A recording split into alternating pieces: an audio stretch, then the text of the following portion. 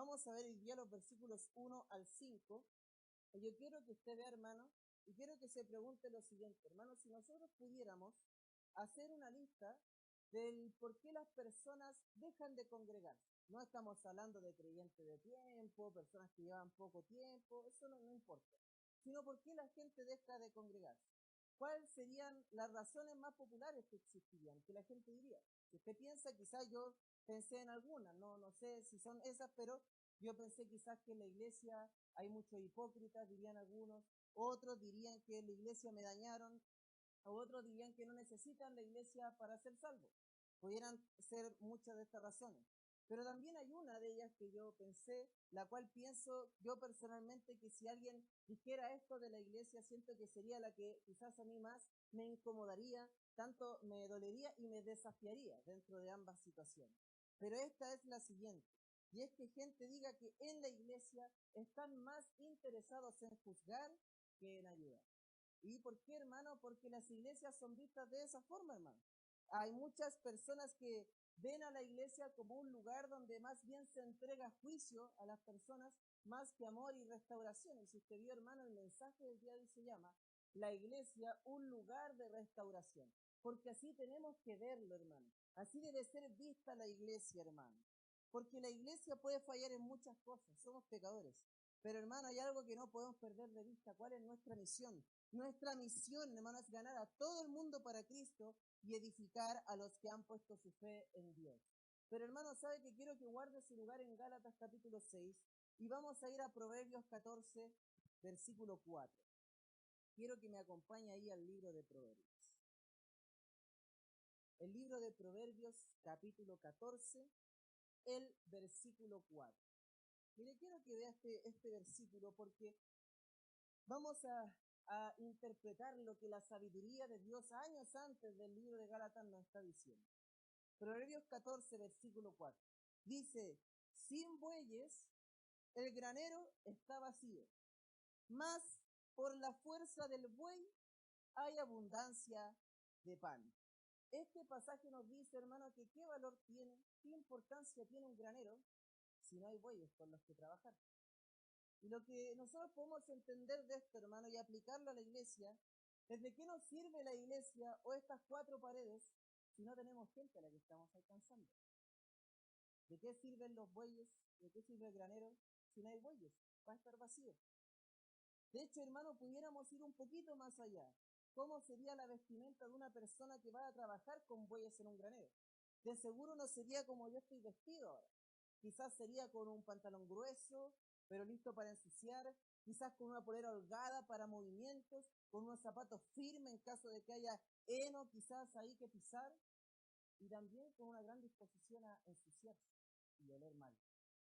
¿Sabe, hermano? Lo que pasa es que nosotros a veces entendemos más la iglesia como un museo, estático, bonito, muy, por decirlo así, hermano, estético también, que se vea todo bonito, todo funcionando, pero es difícil que nosotros veamos a la iglesia como un lugar, como un granero, donde hay animales, donde huele mal, donde hay heces, donde uno se ensucia, porque, hermano, esa es precisamente una buena descripción para hablar de la iglesia. ¿Por qué razón, hermano? Porque cuando nosotros hablamos del servicio dentro de la iglesia, hay dos verdades a las cuales nos debemos enfrentar. Primero, que en mi servicio yo soy un pecador.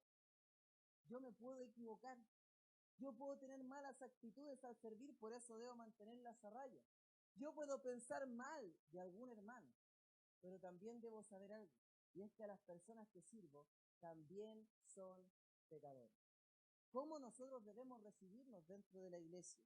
La iglesia, hermano, es un lugar al cual nosotros hemos sido llamados a trabajar con gente que huele mal en el sentido. Gente que, hermano, puede dar patadas y golpes, como sería trabajar con animales en un granero. Gente que está lista y dispuesta a ensuciarse y a ensuciarnos. Porque así funciona, hermano, trabajar con bueyes en un granero. Pero mucha gente, ¿qué es lo que entiende?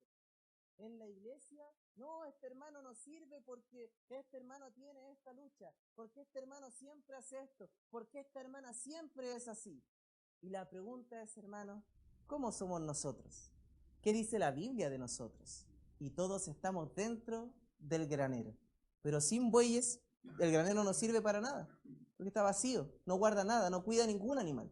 Pero si en la iglesia entendemos, hermano, quiénes somos cada uno y quiénes son los hermanos que tenemos a nuestro lado, vamos a poder trabajar con mucha alegría, con mucho gozo, hermanos, dispuestos a ensuciarnos, oler un poco mal, porque así aún huele el pecado, hermano, y la vida pecaminosa aún de este lado, hermano, de la eternidad, por decirlo así.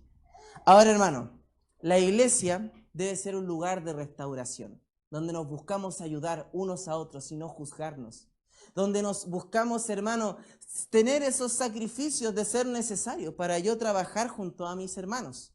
Pero la iglesia y los cristianos deben restaurar a otros. Primero, vea lo que dice Gálatas capítulo 6, versículo 1.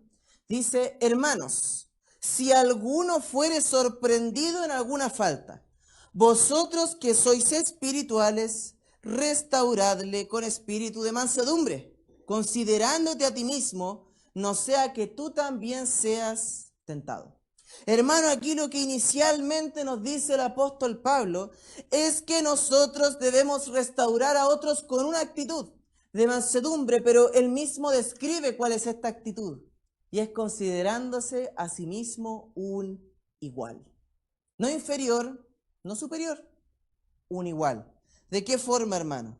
El apóstol, habiendo recibido la sabiduría divina, sabe cuáles van a ser los problemas que la iglesia va a enfrentar.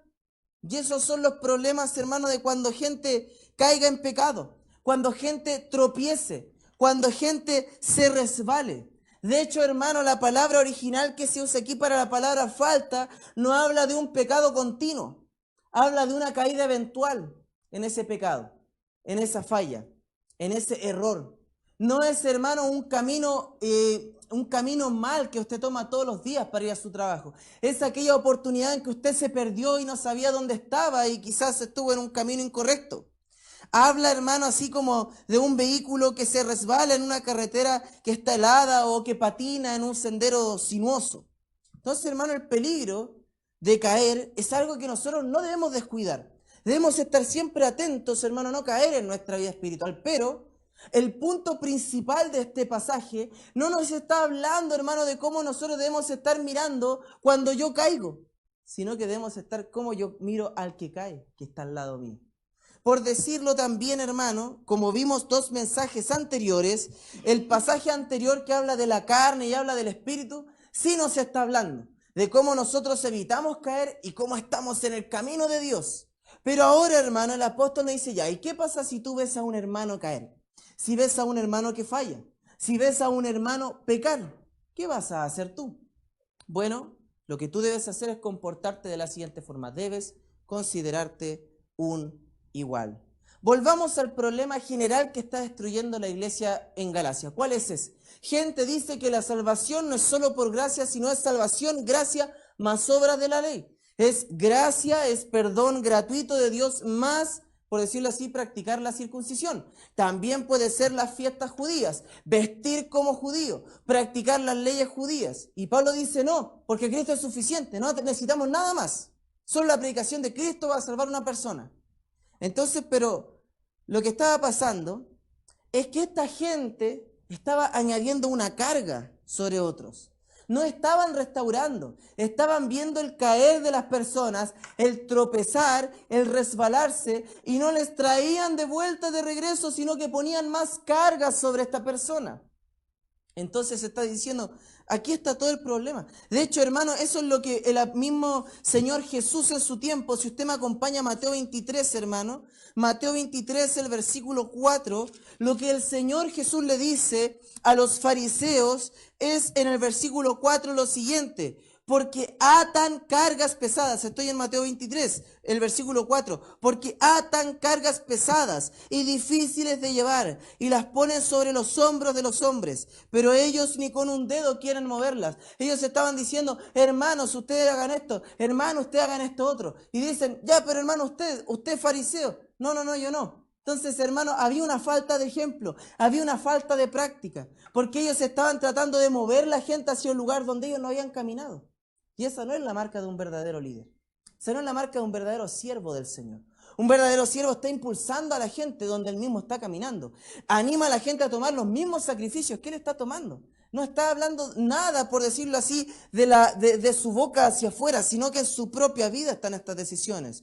Porque la persona que está acá, la persona legalista, es más duro con los pecados de los demás que con los propios.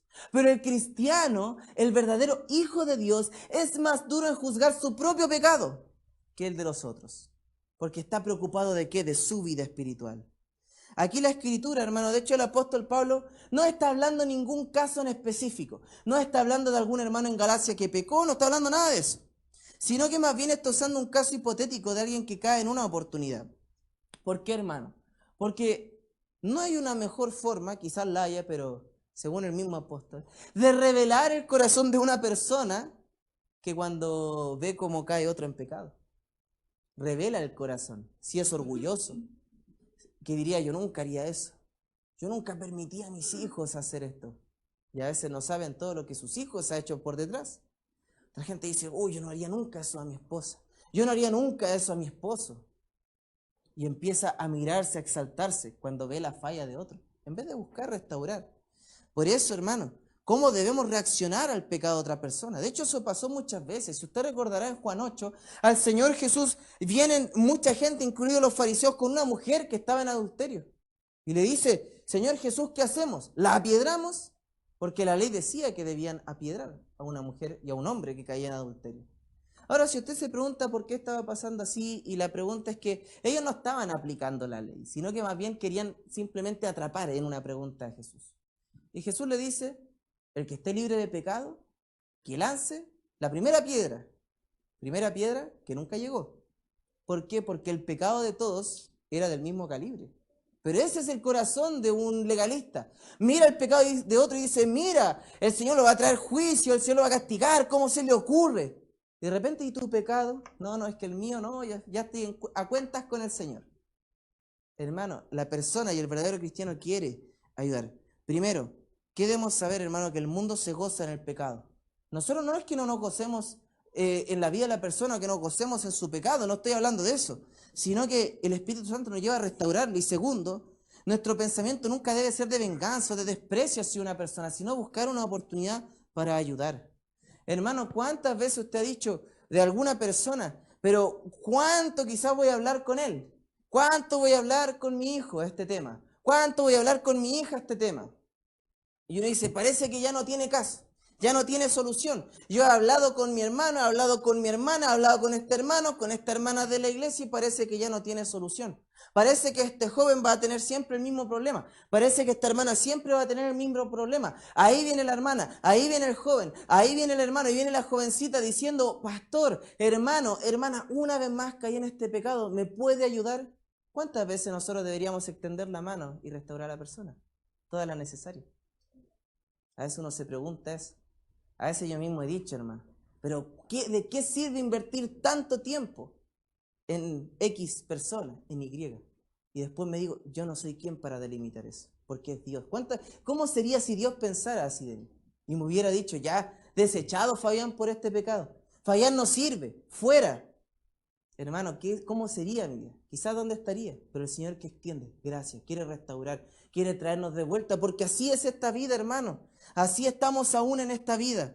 De hecho, el mismo apóstol termina diciendo en el capítulo 6, versículo 1, considerándote a ti mismo, no sé que tú también seas tentado. Y ese seas tentado, hermano, yo no quiero decir que la Biblia está mal, sino que la traducción no es tan precisa solamente porque no está hablando de ser tentado en el futuro con lo mismo. Que parece que es la idea. O sea, si tú juzgas a un hermano por, no sé, por caer en fornicación, no sé que tú un día caigas. Está diciendo, sino que seas probado. Lo que quiere decir es que quizás tú ya tienes ese pecado en tu corazón. Porque quizás tú ya has caído en eso. Posiblemente el pecado que tú juzgas en otro, tú ya lo has cometido anteriormente. Quizás no la misma semana, no el mismo día que el hermano. Pero tú has caído en lo mismo. ¿Y cómo la gente reaccionó contigo? Quizás dirá. O cómo Dios te perdonó, cómo Dios te restauró.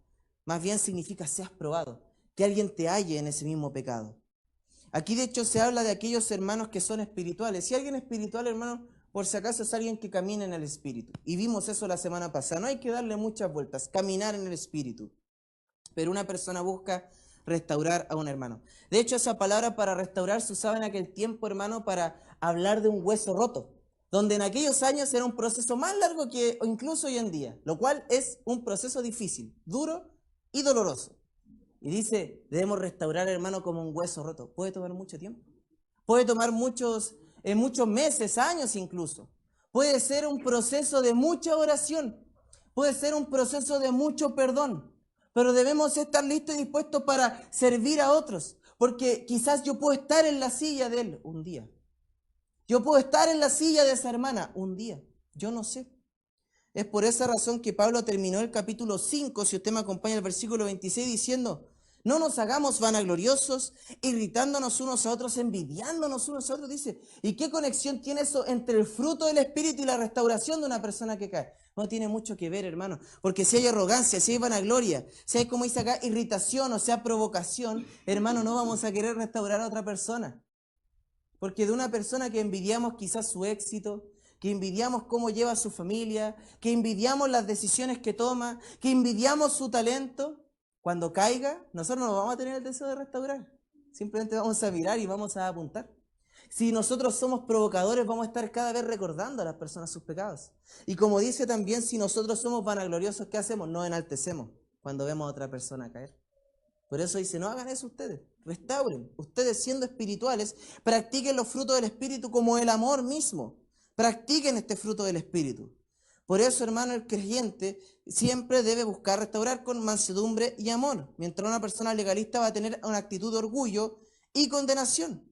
¿Sabe, hermano, que el legalista nunca va a pensar en considerarse a sí mismo? Porque va a decir, pero yo nunca caería en ese pecado. No sabemos, hermano. Digamos, pero yo nunca haría eso. No, tampoco lo sabemos. Yo nunca hice, pero quizás sí hice otras cosas.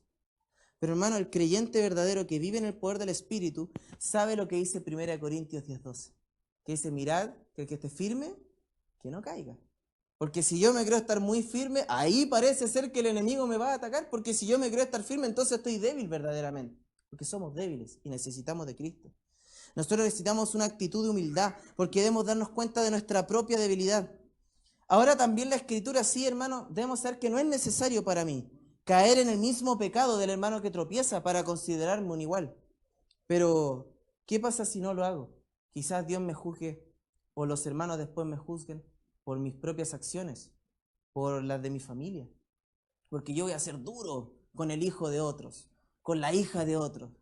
Pero después con mi hijo, con mi hija, puede ser más duro. Duro con el servicio de otros y después a mí sirviendo. Y empezamos a darnos cuenta, considerémonos a nosotros mismos, hermano. Yo puedo estar en esa silla de pecado, de juicio.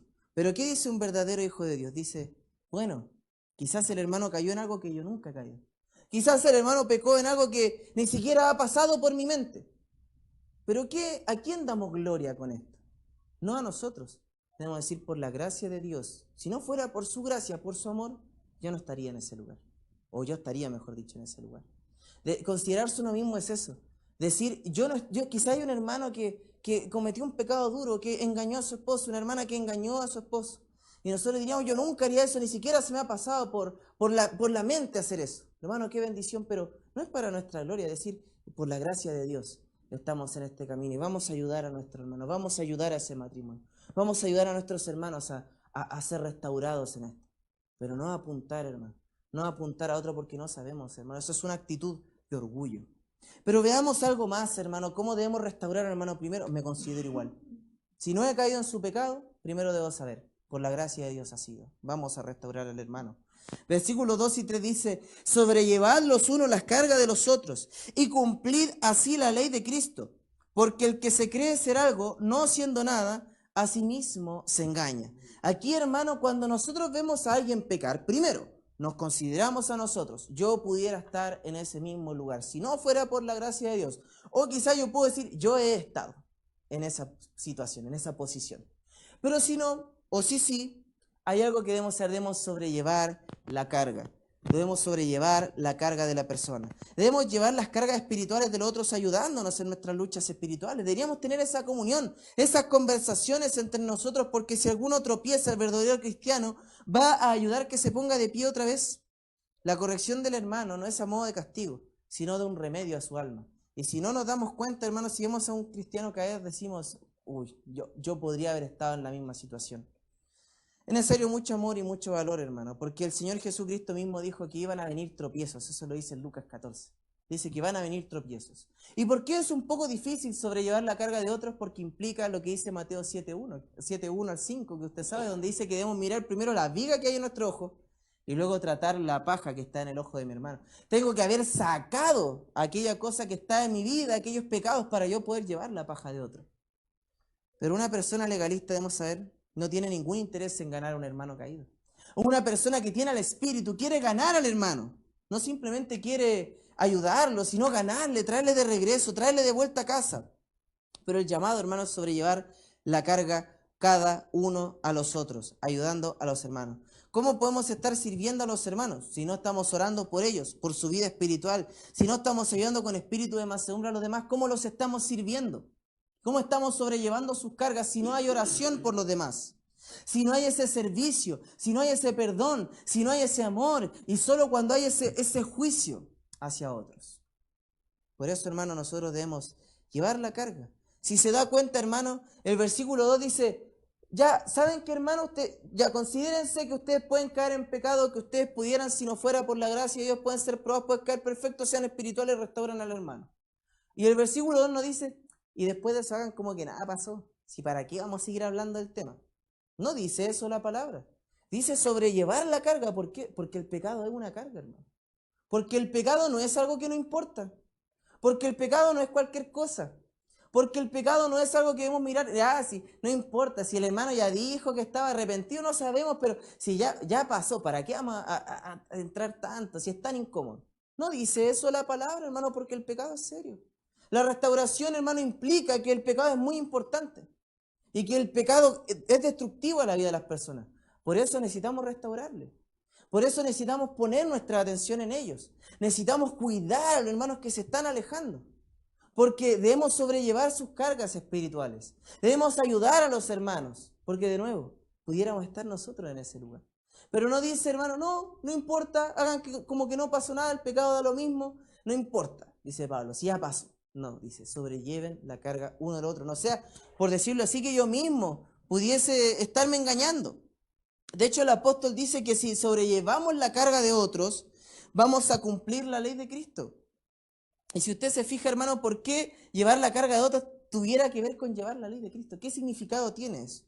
En Gálatas capítulo 5, si usted va ahí, hermano, en su misma Biblia, versículos 13 y 14 dice, porque vosotros, hermanos, a libertad fuisteis llamados, solo que no uséis la libertad como ocasión para la carne, sino servíos por amor los unos a los otros.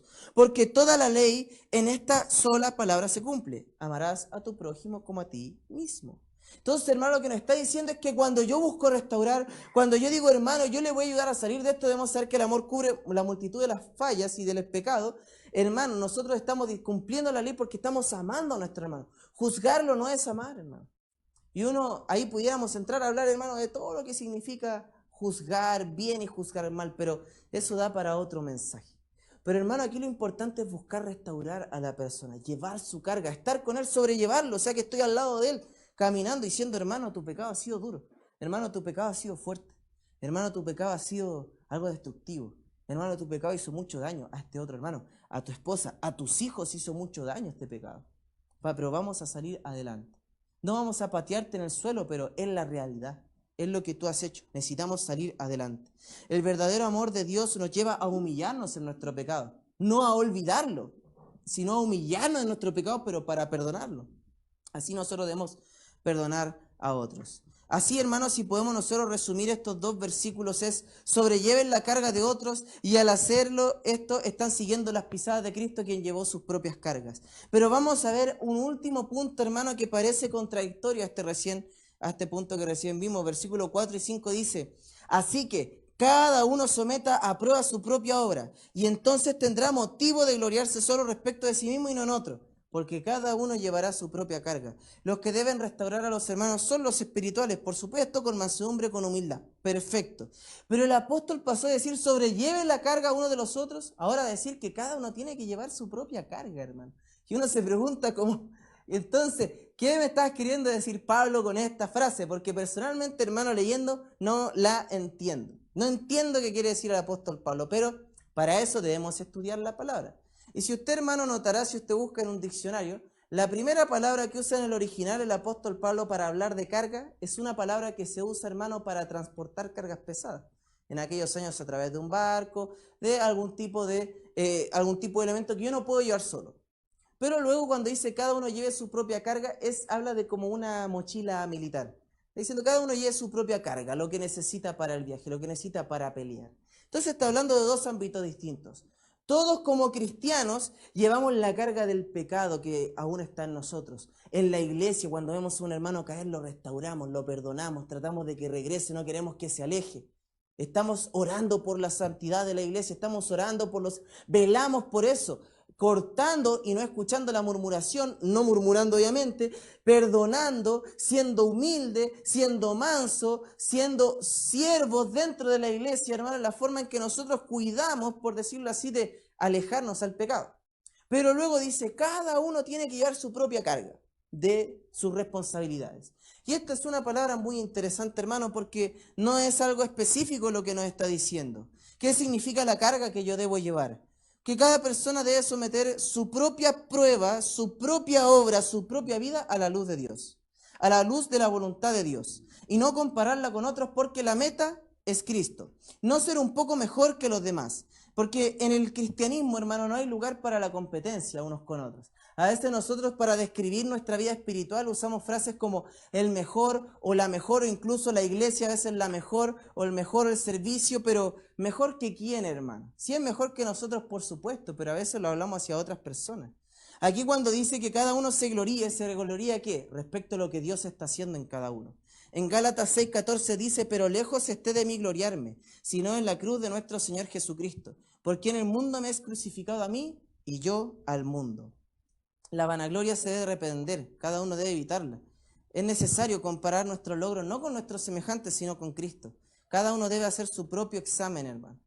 Pero algo que nosotros debemos también saber y cómo podemos poner un ejemplo en cómo yo debo sobrellevar la carga de otros, ayudar a otros, pero también llevando mi propia carga, es que, por ejemplo, hermano, yo quizás si tuviera que llevar, no sé, a mi hija al colegio o a mi esposa al trabajo, etcétera, o cualquiera de estas responsabilidades, si a mi hermano se me echa a perder el auto, quizás alguien me pudiera ayudar con eso.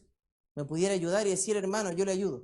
Pero también eso no me quita que yo sea responsable sobre mi esposa, mi hija. Eso es mi responsabilidad cuidarles, es mi responsabilidad velar, pero en estas situaciones podemos ayudar a otros. No está quitando la responsabilidad. Cuando vemos a un hermano caer en pecado, un hermano estar con una actitud inmadura, no centrado, hermano, en Dios, quizás está, pero a la misma vez no está, como que no le importa tanto, como que quizás está con su mente en otras cosas, nosotros decimos, a este hermano yo quiero traerlo de vuelta a este hermano, yo voy a orar por él y voy a buscar la oportunidad de hablar con él. Hermano, usted supiera cuántas veces yo hablo con un hermano y me dice, justo yo quería hablar con usted, pastor, justo. Cuando yo quiero hablar, el hermano me dice, justo yo quería hablar con usted, porque hablar es un poco incómodo, hermano. Hablar es un poco incómodo, no nos gusta, lo evitamos. Hablamos por qué, y cuando queremos decir algo, ¿por dónde lo decimos? Por WhatsApp, o los más valientes, por llamada. Pero no nos gusta hablar frente a frente, no nos gusta exponernos, hermano. Porque saben, hermano, algo, que cuando yo me expongo al frente a alguien, también me expongo a mí mismo. Y eso es lo importante, ¿no? En la iglesia queremos exponernos, ser genuinos. Que si alguien pueda, yo notar su falla y él también notar mi falla. Para que juntos crecemos. Por eso dice la Escritura, hierro con hierro se aguza, porque nos perfeccionamos dentro de la iglesia. Pero si no estamos friccionándonos, no vamos a mejorar, hermano. Si usted es hermético, se centra en sí mismo, no va a mejorar. Ahí se va a quedar, hermano. Necesitamos el calor, la comunión unos con otros dentro de la iglesia, porque la iglesia debe ser un lugar de restauración, no de juicio, sino de perdón y de amor. Por eso, hermano, es tan importante lo que nos dice la palabra, porque incluso dice aquí, hermano, que cada uno lleve esta propia carga. Quizás, hermano, si hay algún hermano que está con un problema matrimonial, con humildad y mansedumbre debemos ayudarle. Si hay algún hermano que está luchando en la crianza con sus hijos, debemos ayudarle. Si hay algún hermano que tiene una actitud mal agradecida, debemos ayudarle. Si hay un hermano que tiene una actitud impura, debemos ayudarle, pero nunca vamos a ser responsables por el andar en Cristo personal que tiene este hermano. pero sí debemos ayudar, porque estamos llevando la carga unos a otros acá en la iglesia. Así que, hermanos, como conclusión, como hijos de Dios debemos estar listos y prestos para servirnos en esto. Hermano, cuando veo a un hermano caer, entienda dos cosas. El hermano ha hecho algo terrible porque el pecado es una carga. Ha atentado contra Dios. Pero no es la actitud de juicio la que debemos tener. Es de restauración, de perdón, de búsqueda, hermano. De hacer que el hermano vuelva a sus caminos. Debemos hacerlo con mansedumbre y no olvidar que cada uno es responsable de su andar. Las excusas, hermano, un día dejarán de tener valor, porque como dice la Escritura, cada uno debe rendir cuentas ante Dios. Una cosa no anula la otra. Como creyentes, y cada uno, hermano, es responsable de llevar su propio caminar con Cristo, de su propia relación con Dios, hermano, su propio tiempo de oración, su propio tiempo leyendo la Biblia, diario, hermano.